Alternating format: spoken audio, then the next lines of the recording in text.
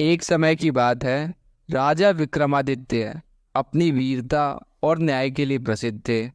एक दिन राजा विक्रमादित्य जब जंगल का भ्रमण कर रहे थे तो उन्हें एक गुफा दिखा। वो उन्होंने उस गुफा में प्रवेश किया, जहां उन्हें एक भूत बैताल मिला।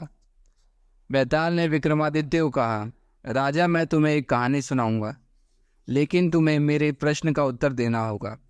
यदि तुम मेरे प्रश्न का उत्तर देने में असफल हुए तो मैं वापस अपनी जगह चला जाऊंगा। राजा विक्रमादित्य ने सहर्ष स्वीकार किया और बेताल को कहा कि अब वो अपनी कहानी की शुरुआत करे। बेताल ने कहानी शुरू की। एक बार एक घना जंगल था, जहां एक बड़ा शेर निवास करता था। वह जंगल के सभी जानवरों का राजा था। एक दिन जंगल में एक चतुर लोमड़ी आई।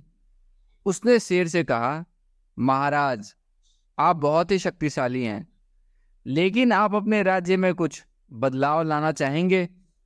शेर ने आश्चर्यचकित होकर पूछा, कैसे?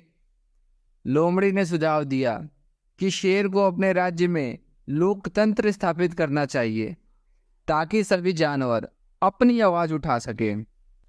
शेर ने सोचा कि यह अच्छा विचार है, लेकिन उसने लोमड़ी से पूछा, क्या तुम सच में चाहती हो कि मैं ऐसा करूं?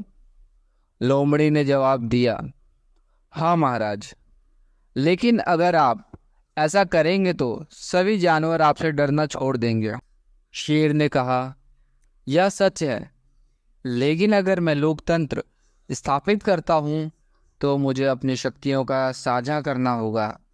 लोमड़ी ने अपनी चालाकी से कहा, आपके लिए सबसे अच्छा यही है कि आप अपनी शक्ति को बनाए रखें। इस पर शेर ने विचार किया और लोमड़ी की सलाह मान ली। उसने लोकतंत्र को नकार दिया और अपने राज्य में डर फैलाना जारी रखा। धीरे धीरे जानवरों ने शेर से नफरत करना शुरू कर दिया और जंगल में असंतोष फैल गया। अंततः एक दिन सभी जानवरों ने मिलकर शेर का विरोध कर दिया और उसे जंगल छोड़ने के लिए मजबूर कर दिया। बैताल ने कहा, राजा विक्रमादित्य, बताओ, आपको इस कहानी से क्या शिक्षा मिलती है? राजा विक्रमादित्य ने उत्तर दिया, शक्ति का दुरुपयोग कभी भी सही नहीं है। यदि हम अपनी शक्ति को साझा नहीं करते तो अंततः हम अपने काम को ही नष्ट कर लेते हैं। बैताल हंसते हुए बोला, तुमने सही उत्तर दिया राजन, अब मैं वापस जाऊंगा। और वो हवा में उड़ गया।